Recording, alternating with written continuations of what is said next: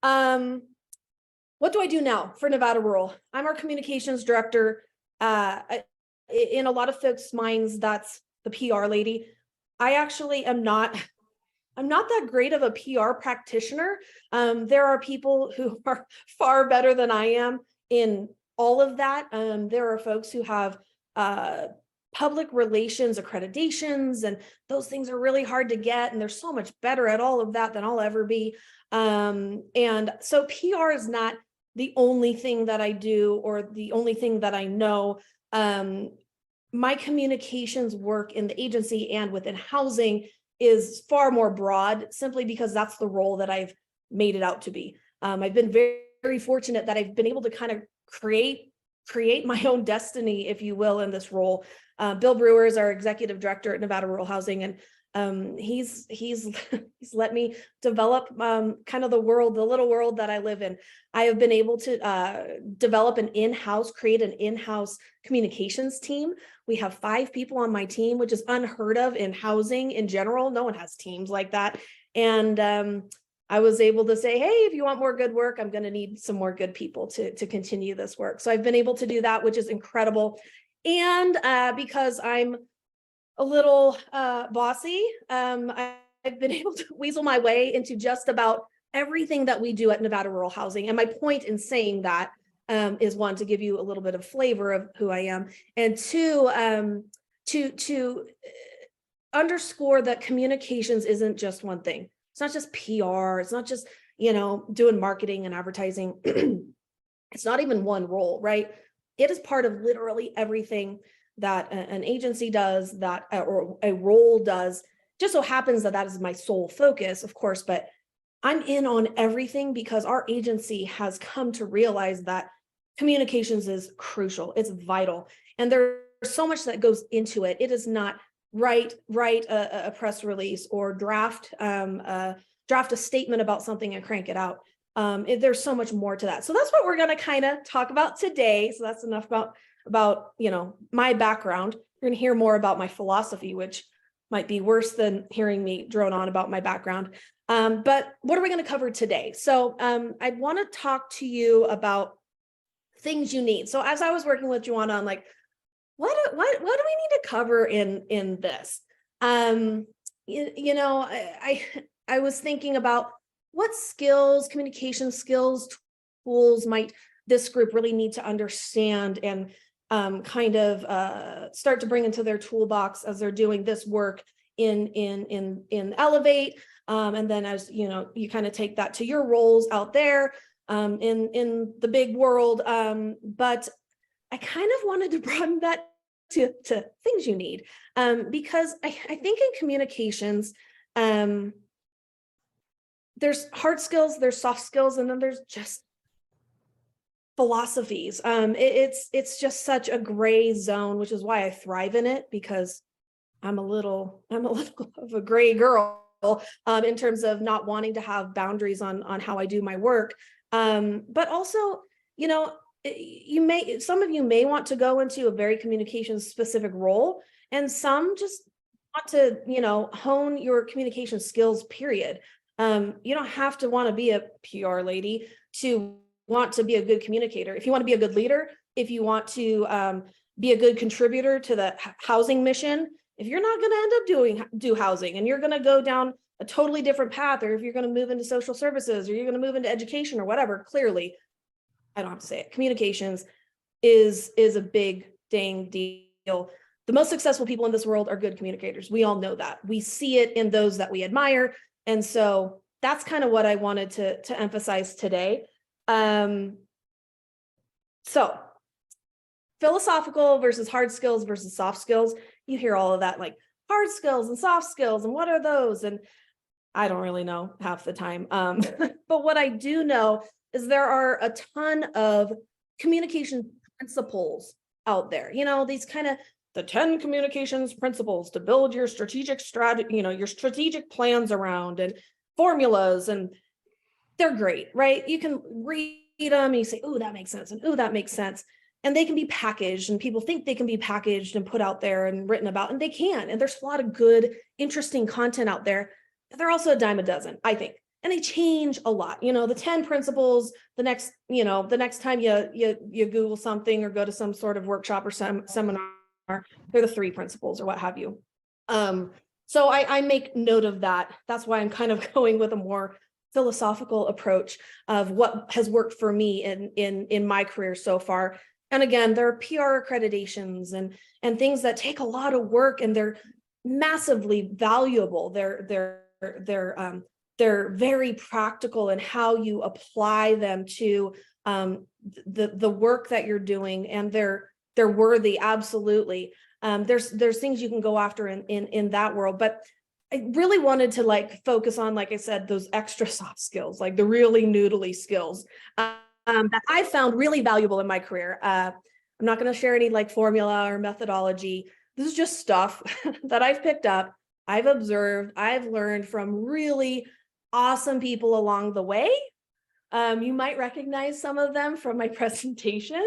So bear with me. And if you guys have questions or thoughts or commentary along the way, I'm super good with you chiming in. It'd be great if I could advance my presentation though. Okay. So to versus with. This is something that I was thinking about, you know, what's the best kind of communication and what's been successful for me? Like, I think I'm good at communicating. I would hope so. It's probably hopefully why I'm, you know, sitting here in front of you today. I think there's something around this concept of communicating to and communicating with. I'm most successful when I communicate with people. Communicating to people entirely one-sided, obviously. Nothing engaging about communicating to someone versus with someone. And I'm gonna do an active example of what I mean about this. And I'm not talking about doing a presentation and then having a Q&A session at the end to ensure engagement. We're all used to that, right? You go and listen, then I have a question or whatever. I'm talking about those opportunities to have one-on-one engagement with someone and talking to them. I'm talking to you right now. It's probably not all that fun. I'm talking to you right now versus with you. It's just different. It's a different flavor. So I always think about, like, what does it feel like to be talked with? And I always think about, when do people light up when they think, okay, I've been engaged and I'm like, I actually want to contribute and like talk with this person. I don't want to just be, you know, pulling it in and dealing with the content that's been thrown my way. So everyone's gonna need to toss something into this. And I think if we could just do introductions this way, I got to keep an eye on the time. Okay, 10:15. I'd love to do introductions this way because I'm hopefully going to make a point about this. One of the best ways I've noticed to communicate with someone is talking about TV shows. I swear it is the universal, like, connecting point, unless someone doesn't watch TV, which is okay. That's fine. Then you can talk about that. But every time, if we're talking about complex housing conversations and somehow we get into the vein of, what do you watch on TV? All of a sudden we're talking with each other. So I want to do a round robin of OMG, you totally have to watch. I'll go first. So OMG, you totally have to watch Shrinking on Apple TV with Harrison Ford. It is freaking phenomenal. He's amazing. It's about a bunch of counselors and their lives, and it is absolutely amazing. If you haven't watched it, you have to watch it. It's funny. It's very heartwarming. I'd say if you're like a Ted Lasso fan, you'll totally suck this one up. It's incredible. So who's next? And I'm Katie, by the way. You know that already. Amanda, you go. I'm Amanda. OMG, you totally have to watch The Night Agent on Netflix. I just finished it last night, and it is about this young FBI agent that gets caught up in a conspiracy in the White House. And I blew through it in like 3 days. So obviously, you know what I do with my time outside of work. I've been watching Netflix. Nice. Someone jump. I was going to say the same thing, Katie. I just started watching that last night. So OMG, I agree with Amanda. You have to totally watch The Night Agent. I'm only on episode 2, so bear with me while I try to get through it really quickly. Good luck. Yeah. My name's Aina, by the way. So Hi. I agree with Amanda. Nice.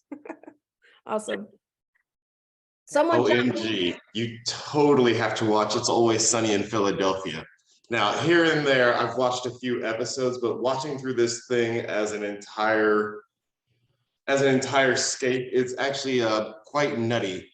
And it's quite, I wouldn't say relatable, but these are some really interesting characters that they developed throughout the seasons. I really enjoy the show, and if you're not into vulgarity, maybe don't watch it. And I'm Chico. Awesome. Love it. Hi, I'm Sheila, and OMG, you gotta watch Shark Tank. I have been watching a series for a while now, and I have learned so much about what the sharks investors are looking for in a business, and I think you would pick up some really great tips. Awesome. I'm Brandon, and you have to watch, it's called Beef on Netflix. It's like a new show with Stephen Ewan. And it starts like these two characters that get into like this road rage incident, and then they kind of interweave like their stories, like keep meeting with each other, like two different people, two totally different walks of life. And it's pretty entertaining. So I recommend it. Agreed. Is that a comedy? or- Agreed. That was gonna be my pick too. Yeah. It's like comedy, drama. It's got a little bit of everything. It's good. It's Yeah. good. If you Like can't halfway sleep, through. if you can't sleep, that's like a good 3 a.m.er. Yes. I'll go next. My name is Ariel. Oh my God, you totally have to watch again Night Agent. Because that's 3 people, Night Agent. Okay, I'm writing it it's really down. good. It's really good. I finish it. Aina, I hope he doesn't die on the third episode. I'm just kidding. Like, thank you for ruining that for me. I don't like this game then, Katie. People I- Hey, hey, everyone's laughing and having a good time. Okay, we got Charity and Coral. You're up. Jump. Hi, I'm Charity. Oh my goodness, you totally have to watch. I'm going in a different direction here because clearly we're all on the Night Agent. Guy Fieri's Tournament of Champions. It's 16 chefs that are known in the United States and the world, and it narrows down to like one. And it's just amazing. Like I love food, first of all, but the camaraderie of these like individuals that are all in the same like industry, and yet they're cutthroat at the same time. It's just super cool. Awesome. Really good recipes that you find at like random, like totally random ingredients, and they just whip something up that is just amazing. I aspire to be like that. Awesome. And I'm Coral, and I feel like you totally have to watch Mr. Robot. It follows this guy named Elliot who's kind of like depressed and has some issues, but he's like a really smart engineer, and he joins like a band of hacktivists. So they're activists, but they're really hackers. It's a cool show. Awesome. Very cool. Did we get everybody? Yep. Well, thank you. Thank you for indulging me. But I wanted to, have a chance to hear everybody's voice and, have you introduce yourselves. But my point is communicating with people has to happen at that level. That's at least how I've been successful, is engaging with people at those kinds of levels, regardless of who they are or what their stature is, what their status is. I'm going to talk about relationships a little bit later in this, but to and with, just I would keep that in mind. Am I communicating to this person, or am I communicating with this person? And I think what we just did is super authentic. Do you want to know why? Because we all watch TV, we all had something to say about it, and all of a sudden we're not thinking about the work or like what are we doing here or whatever. We're thinking about I stayed up too late watching Beef, but dude, that was really crazy. Right? We're all of a sudden we're just people talking to people. So to versus with, keep that in mind as we are working through our philosophies, Katie's philosophies on life. Okay, so told you might recognize a few of these people throughout this presentation. This is Moira or Catherine. I'm going to talk about skills again, skills being very loosely used in this. You know, what communication skills have I found to be the most useful, the most necessary in the work that I've done in my career so far? And as I was preparing this, I was thinking, you know, communications is kind of acting. And I'm not saying that like it's ingenuine. I'm not saying, right? Like we have to be genuinely communicating with people, of course, but communicating is a performance, right? It is a performance. We have to be communicating messages in a compelling way. If it's not compelling, it's falling on deaf ears. It's falling on people who aren't going to absorb any of it. You know, Schitt's Creek is memorable for so many reasons because it's a good performance. Moira, Catherine, she's a genius communicator. Genius. Like, I don't know if there's many actresses who can do what she does because of her communication skills, right? So I think communications is acting in a way. And you know, I think a lot about these two things, writing and speaking. And again, I have never, you know, really ascribed to there's a book you read about writing, or there's some coursework, or there's a class, or there's this, you know, these magic, you know, certifications that you get good at stuff by doing it. You got to do it. You got to do a ton of it. You got to do a lot of it. Writing, that's the only way that I get good at writing, is writing and tearing it up and having someone else tear it up and put it back together. And it actually started for me 10th grade, Dr. Bateman's English class. It was like honors English or whatever. And the other English classes were doing cool, like, you know, Shakespeare, like play reenactments, but they were modernized. They were doing cool stuff. And we were like writing, and it was really hard work. And she'd stand over your shoulder and she'd tear it up. And I'm talking to you about it today, however many years later. And you had to do I had to do the work. I had to just sit down and write hard and tear it up and put it back together. And I always signed up to do those kinds of really hard writing assignments. And even in my job now, even in my career now, I push myself to write the hard things. Write a white paper about you know, low-income housing tax credits. Ugh, yuck. Like I'd rather do about 70 other things than do that, but you got to force yourself to do it, right? And then you got to tear it up and you got to put it back together. That is the best way that I've become a decent writer. In terms of speaking, same thing. When I joined Nevada Rural, there was the whole agency. We do everything together, which is awesome. But the whole agency was doing this thing called Toastmasters. I'd never heard of it, but they were doing this thing called Toastmasters, and I was like, oh, this is cool.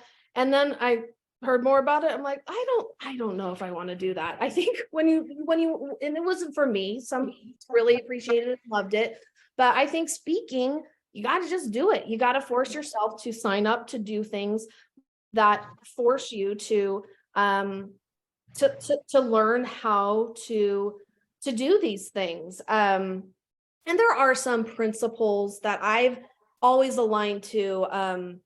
These aren't, you know, Googleable things. These are pretty common sense things. These are things that in journalism school, you know, they teach you that apply to writing, speaking, any sort of communication, practical application. 3 C's: clear, concise, conversational.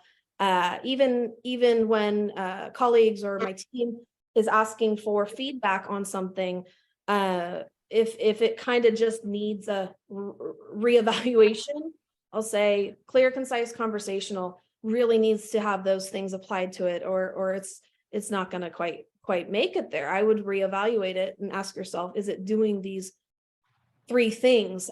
So these have gotten me to great places clear, concise, conversational, pretty easy to remember.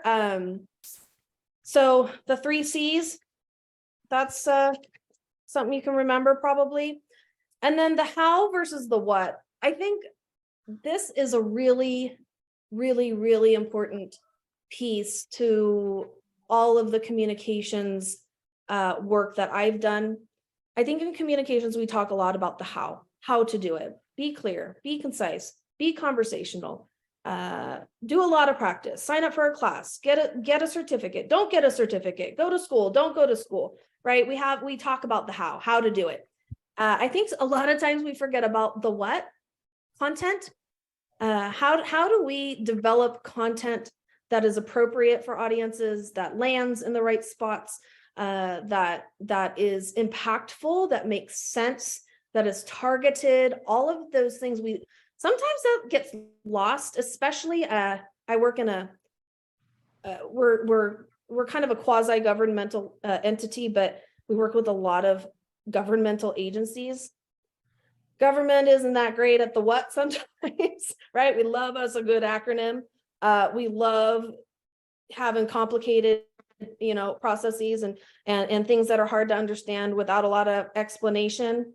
If you've ever done your taxes, there's a really good example, right? The what, like that's just as important as how we're communicating things. So I have Sheldon here. You can kind of start to tell like which characters I think are awesome, which I don't know how much this says about me. I'm not sure.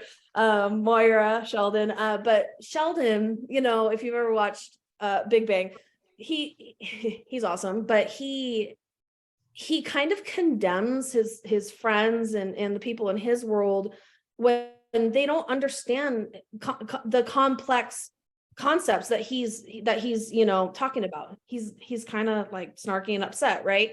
And as a good communicator, you can't do that, right? We can't assume that people know. I use low-income housing tax credits as an example. We can't assume people know what and we don't even call it low-income housing tax credits. We call it LIHTC, which is even better, right? Like, oh my gosh, what is LIHTC? Oh boy. So we get into these acronyms, we get into these complex concepts in housing or any arena where we have so much going on, so much, incredibly diverse work going on. And then as a communicator, if we lose the opportunity to boil it down, to consider the audience that we're addressing, we lose an opportunity. It's a big mistake that I see happen a ton. Happens in healthcare a lot, right? So acronyms are lame. That's really hard. Hate acronyms. I mentioned the LIHTC example. I've seen the conversation. Oh, LIHTC, what does that mean? Oh, well, it's the low-income housing tax credit. Cool. I don't know what that means. What does that mean? Well, it's a mechanism for funding affordable housing development.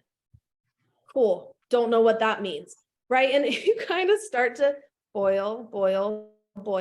Hey, it's how we pay for some of these projects because, gosh, it costs a lot to build this and we're trying to figure out how, right? Like we have to be able to do that as communicators. And it is such an advantage, a benefit if you're able to do that, right? I had a teacher at the journalism school, Bob Belton. Does anyone know Bob here? Bob, he doesn't work at the school anymore, but Bob taught half the classes I took and know Bob forever. And one of Bob's biggest pet peeves is the word utilize versus use, right? It's a good simple example of like how do we simplify? How do we become more concise? How do we, use less when we can? And so if we use the word utilize in anything, like he wouldn't even accept the work, he'd just give it back to us. You never have to use the word utilize ever. So next time you use the word utilize, I guarantee you will back up your keyboard and write the word use.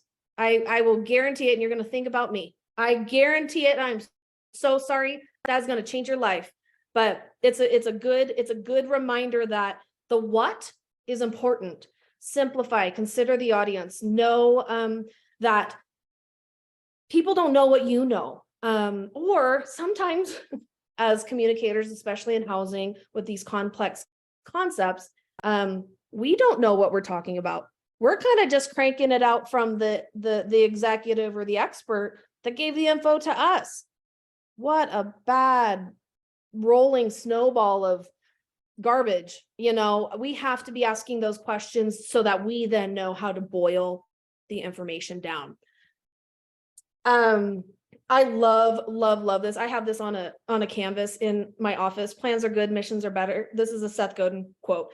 And this kind of goes in line with my approach to like philosophical discussion versus formulaic discussion. You can write plans all you want. And I love writing a good plan. I love a plan because I can't remember anything, but plans are great, but you gotta have something to stand on, right? Stand for something as a communicator, especially if you're ever going after a role in communications, right? When I came into Nevada Rural, we have a very strong mission. In fact, every single person in our agency can recite the mission right on point. You ask any one of us, we can recite it, not because we're, that's, mean and we make everybody do this thing, but because we make decisions based on that mission. When we are faced with a decision to do something, we say, does it support the mission? If it doesn't, we don't do it, right? That's what mission-driven work looks like. And so standing for something is important because then we can wrap our communications work around that. Brands have to have a position. Brands have to have a mission.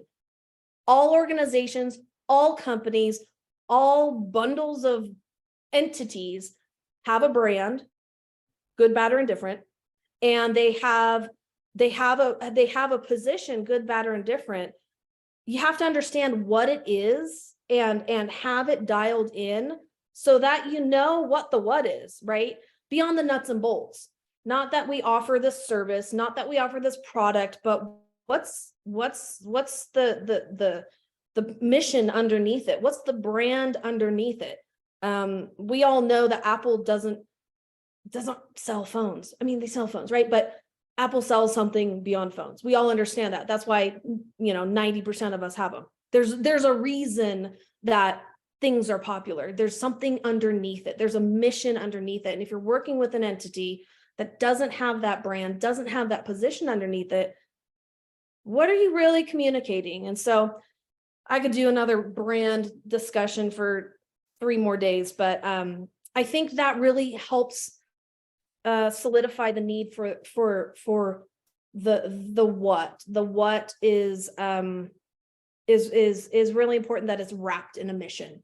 And so as you look at opportunities into the future to work for agencies, organizations, if they're in housing, if they're not in housing, I think one of the best questions you could ask in a job interview or whatever is, what's this entity's mission? What's your mission? What's your positioning? What are you guys trying to do beyond your service, your product? Like, what's your mission? And see what they say. I think that's a very interesting question to ask when they do the old, do you have any questions for us? Okay. Ted. Oh, Ted. I don't know who watches Ted, but I love me some Ted. So Ted totally sucks at soccer. We all know that. He goes over to Great Britain. I always get confused how they talk about all that. He goes overseas to coach the soccer team, and he doesn't even know how to play soccer. He's really bad at the coaching gig, but he totally 1,000,000% wins at relationships. And because he wins at relationships, they win soccer games. Then they kind of lose soccer games, not because of the relationship piece, but he is good at his job because he's good at relationships, period. Relationships reign supreme in communications. This is something that I think I had to learn over time. I always thought it was about the work. Do good work, write good stuff, make good plans. have good strategies. Relationships sit on top of all of that. Always, always, always. Making good connections, great. Sustaining good connections, nurturing good connections. And when I say connections and relationships, I don't mean making sure you know people so they do stuff for you. I think this group, that goes without saying. You guys are all awesome and you're not out to, get stuff, but that's the relationships that I have hopefully cultivated over my career are those that you can lean on each other, you can collaborate, work together, come up with ideas and put them out there in the world together. And that's better than any plan and any work you're ever going to crank out. That's what feels the best for sure. And this kind of goes back to the communicating with versus to. If you just continue to communicate to people, there's no relationships, right? There's nothing really there. I mean, 3 of you started to form a relationship because of what the heck's it called? The night agent. Yeah. So the next time you guys hop on a call or see each other or whatever, you'll have something to talk about. It's relationships, of course. The other thing about relationships that I think is an important thing to make note of in the communications realm, and I think Ted exemplifies this, act like all these people are real. I'm a mom of a young child and I work a ton, so these people probably are real to me. I don't know. But be yourself. I think when I was younger, I thought that because I'm a woman, first of all, and I'm a little quirky and I'm a little bubbly and I kind of say weird things sometimes and I'm kind of goofy and I dress kind of wild sometimes. I think you guys see me in person, most of you. I thought some people are just not going to get this and get me. And it's just too much for some people. And I was told that from time to time. And I've realized that it doesn't matter. If you're authentic and you're true to yourself, relationships happen and the right relationships happen. So I wanted to emphasize that. Ted is Ted through and through. And that's why he's developed the coolest relationships. And if you don't watch Ted Lasso, you just have to. Oh my God. See, there we go. Christine Hess, you guys know Christine, right? Everyone knows Christine. She's the relationship queen, right? She comes out of Wyoming. She comes out of Wyoming. She doesn't know tons of housing, right? That's what really wasn't her gig there. She comes here. I met her 2 weeks before the world shuts down. And somehow this woman has turned this housing community into a legit community that is working together. We have our differences. We're figuring it out. We're doing good work. People are talking to each other. And people say yes to Christine before she's even asked. She walks into a room and people are like, yeah, what do you need? I'll do it. You don't even have to ask me. And that's not because she's forceful or demanding. It's because she has relationships and people know that she brings it because she follows through and she does good work. And those relationships are incredible. What she has built is absolutely phenomenal, but that's relationships. She does good work, but she's not sitting behind a desk and quietly doing that work. She is out there pounding the pavement and cornering the governor and the airport. You guys have to make her tell that story here at some point, Joanna. She didn't corner him, but she did stop and say, "Hi, I'm Christine." And it was awesome. So she is the relationship queen. And I've learned so much from her. And then Bill Brewer, our executive director, he's the one who taught me relationships are everything. And he does it so well. So I kind of rewrote that quote, work is good, relationships are better, right? You can hammer out all the plans in the world, but without relationships, you don't have anywhere to kind of push it to the next spot. Okay, next philosophy or next kind of piece that has helped me in my communications journey, judgment. This dude much has the worst judgment on the planet. Like, you've ever watched a bunch of Seinfeld? Pretty much when I get sick, I watch Seinfeld. It's like my thing. I hole up and I watch Seinfeld. And George Costanza has the worst judgment on the planet. Every job he's ever had, he's destroyed it because he makes bad decisions. So he's kind of an example of what not to do. But he's still one of the best characters ever written in the history of television. So I love him. But good communicators and good communications people, I think those are kind of the two buckets that we have, right? We're expected to make good calls, right? People who are considered good communicators are good judgment makers. Judgment is a big piece of this, right? You have to make good judgment in writing. You have to make good judgment when you're standing in front of someone talking to them. So the questions that, you should ask yourself: can you make a good call? Can you provide good guidance? Is that based on your level of expertise? Is that based on your problem solving skills? Is that based on your creativity? I think it's important to know you can't only be creative in this world, right? Creativity has to be paired with judgment. And I've learned that as a communications professional as well. I have an example. I was trying to think of a good example. So a while back our agency owns and operates bunch of affordable housing properties throughout rural Nevada. And tenants, as you can imagine, sometimes they're happy, sometimes they're not, and everything in between. And we had a group of them who were having some issues and weren't very happy with management, and they were getting pretty nasty and doing some not very savory things to the management in terms of their language and those sorts of things. And first reaction with the team was, we need to shut them down. We need to make sure that they're aware of our policies, because, that kind of behavior is against our policies, and we're going to post notices and send them letters and enter the comms person who's going to write all this stuff. Right. And I'm like, whoa. My judgment was telling me, hey, I think these people want to be heard and they're not being heard. They shouldn't be volatile. They shouldn't be nasty and mean. They shouldn't be doing these things. Get it? But I think we have to take a different approach, right? So we set up one-on-one meetings with the lead member of the management organization to let them air their grievances, which is also a funny Seinfeld connection if you ever watch Seinfeld. So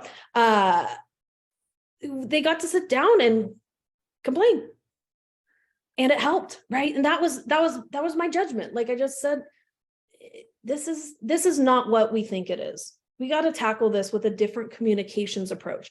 So sometimes judgment brings more work to the team. Sometimes people don't like you for it. I'm okay with that. It doesn't bother me. And a lot of times communications activities extend beyond, right? Writing something, presenting something. There's so much more to it, of course. But I think this judgment piece, I don't know if it's a hack. My kid's always telling me, Mom, I have a hack to show you. He must watch too much YouTube, but I think this is a communications hack. Judgment is a communications hack. Like if you're really good at judgment, you're a good communicator. So that's a huge piece of the puzzle. Guidance, expertise, problem solving. Then influence. I just started The West Wing. I'm about 20 years too late, 25 years too late. I don't know who has ever watched The West Wing.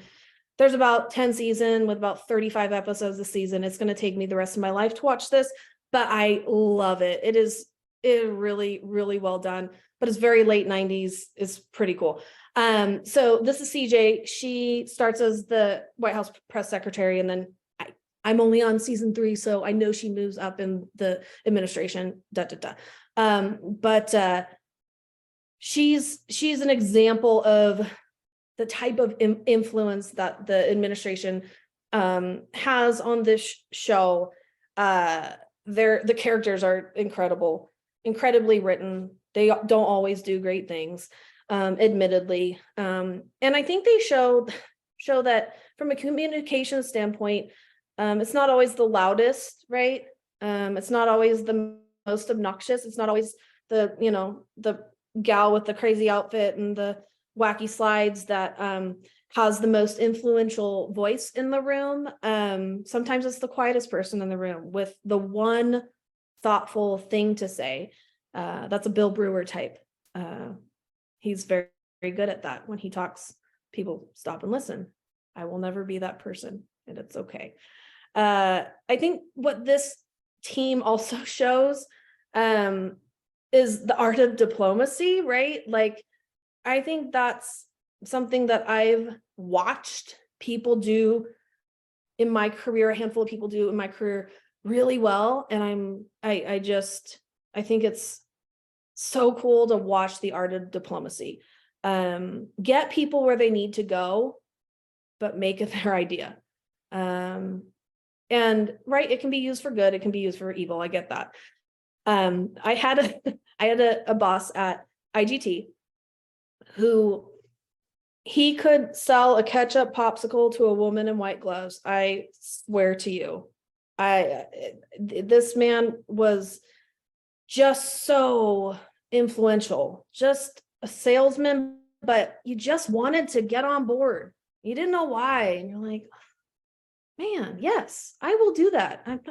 I'm not sure if it's the best idea, but I think it's a good idea and I'm in. And I kind of thought about it more over the last, I don't know, that was at least 15 years ago.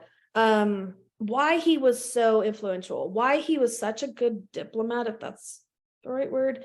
And he shared ideas as though they were ours together. He never told you what to think. He built you up, and he made me always think I could literally take over the world. Sometimes he was way over the top, but that's kind of my brand, so I bought in. But I think influence obviously is such an important communications tool. It's not always through spoken word. Obviously, you can use that through written word. You can use that through judgment, making a recommendation to not post a notice on the wall and instead take the time to sit down with a tenant individually and let them, you know, blast you for 45 minutes.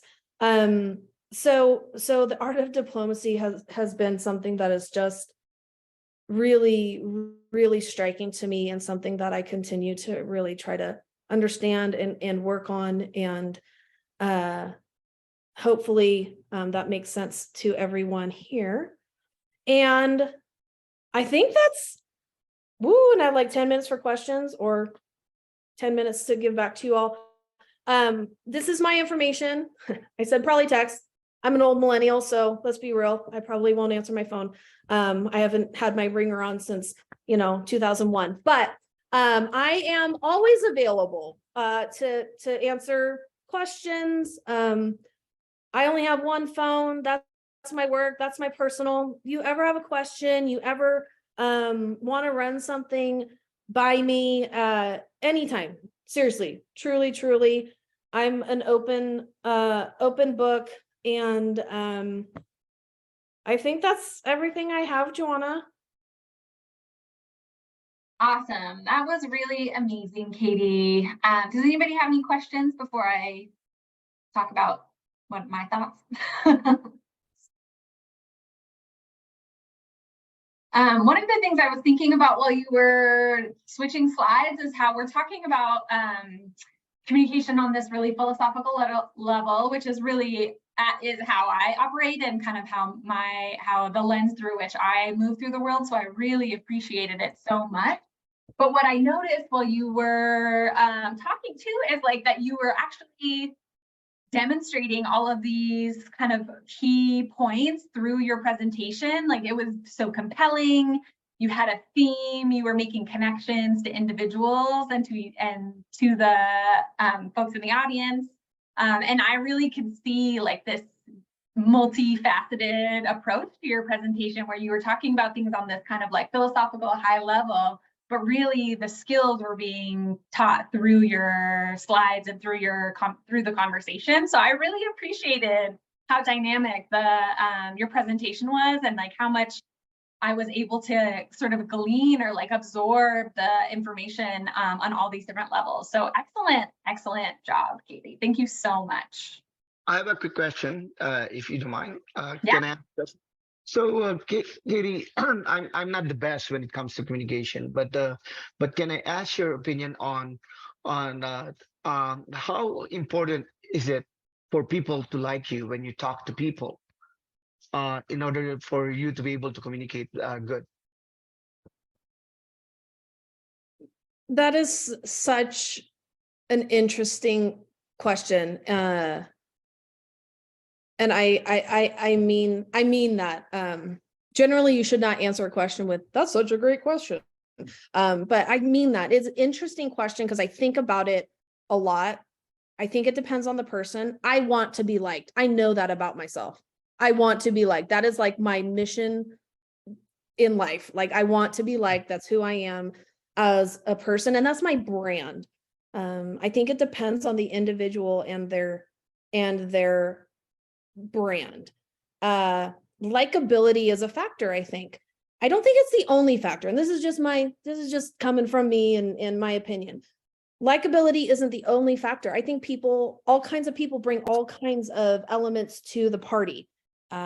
Expertise, right? You can listen to someone talk.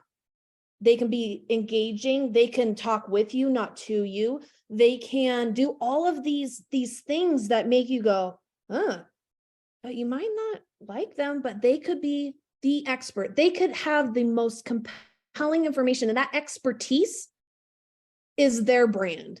Maybe they're not the most likable person, but maybe that's the expertise piece is their thing. I know that, like, I would say expertise isn't my thing. I think I go after likability before expertise sometimes, which it is what it is. You go after what you think you can go after to engage folks. Expertise, likability, what have you. So I think it just depends on the person. Some people don't care if you like them or not. They want to make sure they're heard and they have the right kind of information. So that's what I think.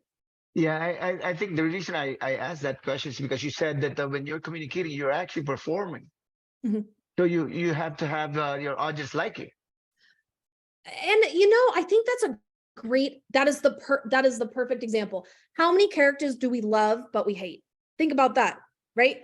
How many characters on a show are like, oh, he's the worst character, but man, he's my favorite, right? Like, or there's a character that like always has the information or always does this one thing and they're part of the story that makes it really compelling or really important, but they're not the most likable, and that's okay, right? Like I think it is a performance.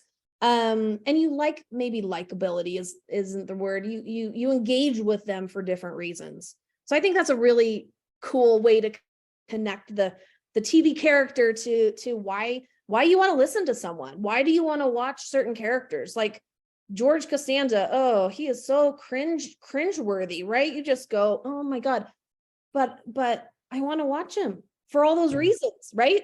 So that's a great question. The flip side is that like Edward Norton is a good actor, but when he talks, it's kind of boring. Right? There you go. Great point. I think relatability is the term. Right. Not necessarily if you're likable, but how are you relating, or how is your audience relating to you, or how are you relating to your audience to build that authentic connection? Yeah, I love that. I didn't use the word relatable in my presentation once, Joanna. That's a very good one. That's great. I love it. I got to add that for next time. I have a follow-up question to that. I have done presentations on my housing project to rural communities, and they can really be challenging sometimes. Like I'll get hints that say, don't say this, whatever you say, don't call us Las Vegas, because we're not Las Vegas. That was one that I just would scratch my head, I mean, I want to, be compelling when I have to talk to them, because I have to talk to them again about my housing project out there in Pahrump, but I don't care if they like me. Frankly, I do more expertise type stuff, but how do you, how do you say, okay, thank you for that comment. I understand, your point, Mhm. without being like snippy with them. You know what I mean? It's just like, they're going to have an opinion. You're going to go, oh, brother, why do you even bring that up? Yeah. But, and I certainly won't say that, but what do you think about responding like that, Katie? Oh gosh, boy, have I been there. Yep. Yeah. I think respect, the word, I think you said something about respectful, respectable. I mean, I think the goal of being respectable is very much a factor in approaching those kinds of situations. To answer the kind of the first part of it, so you're going into those situations, and sometimes you can't know that you're going to say something that miffs them off. Like sometimes you can't, and that's okay. You go, okay, got it. But knowing your audience, tailoring commentary and catering to the audience, sometimes we have to do that, right? And it's okay. Like I'm okay with that. I'm okay with the fact that some communities, when we go in, we're gonna call it workforce housing because we're just gonna call it workforce housing. It's okay, right? Because we need to get at the mission. We need to get the collaboration together, and it's okay. We have to understand our audience to get from point A to point B and get the conversation going. I have been in those exact circumstances. Even worse, Nevada Rural has never done anything for this community, and you keep taking, and you tell Bill Brewer that he needs to and you're standing at the the podium going, and you say, I really appreciate that feedback. I'm going to take that back to my team, and we are going to call you. We are going to work with you on this together. I'm so sorry about that. I say what I feel. I think authenticity is legit. And if they're peeved, well, we got to talk about it. Right. And usually I'll leave you with this. I want to say usually those kinds of comments that don't call us this, or we're not that, or you've never done anything for us, there's usually something underneath it. Yeah. It's usually not about that thing. It's usually about something else. And if we don't follow up and we don't have those conversations about why they're miffed at us or why they're upset about the project or whatever, we're never going to get along. So that's an opportunity to say, we're going to talk about it. You can't just be mad at us. We got to talk about this. Yeah. That's my thought. Thank you. That was helpful. Oh, I see a chat. Oh, someone had to sign off. Okay. Yeah, Ina had to sign off. Okay. Awesome. Well, does anybody else have any questions before we wrap up? All right. Well, that was so amazing, Katie. I'm really looking forward to more discussion during the office hours. Thank you so much. If you have any suggestions for further resources of all across the spectrum, not just around communications and advocacy, I can put those in the follow-up email as well. And I know your slides were, you designed them so well, but I think it would be great to send them out because they're such a great example of a compelling use of PowerPoint without feeling compelled to put all the details you're about to say and read off the slides. Like I really love them. So if you could send those in a PDF, that would be awesome. Put those out to you.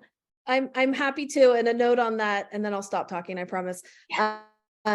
The guy I worked for who I said could sell a ketchup popsicle to a woman in white gloves. He designed presentations in the oh my God, in the Apple, what's wrong with me? What's his name? What's the Apple executive's name who died? What's his name? What's wrong with me? Yeah, in Steve Jobs' era. He was on the exec comms team in Steve Jobs' era at Apple. And so he brought that style to my awareness of slideware needs to have one big, bold statement on it. If you're cramming more onto it, you're doing it wrong. And so that stuck with me, right? There's another little tidbit. Cram more onto a slide, you're doing it wrong. So. Yeah, I really like that. And then I think most of us here in the room have also been to your events that you or panels you've designed, and there's always that like really creative theme, and I just love your style. So I really appreciate that. So yeah, if you have any other further reading type resources that you think would be useful, I'm happy to send those out to the team. Sure. Awesome. Well, everybody, I hope you go out and practice these new communication philosophies in your daily life, because I know I think about a lot of this stuff a lot. So it's really helpful for me to kind of hear things crystallized in language that are really like daily things, tools that we can use to move through our lives and make a living. So I appreciate that. Thank you, We'll everybody. see you next week. Thank you, Have a good Katie. afternoon. Thank you.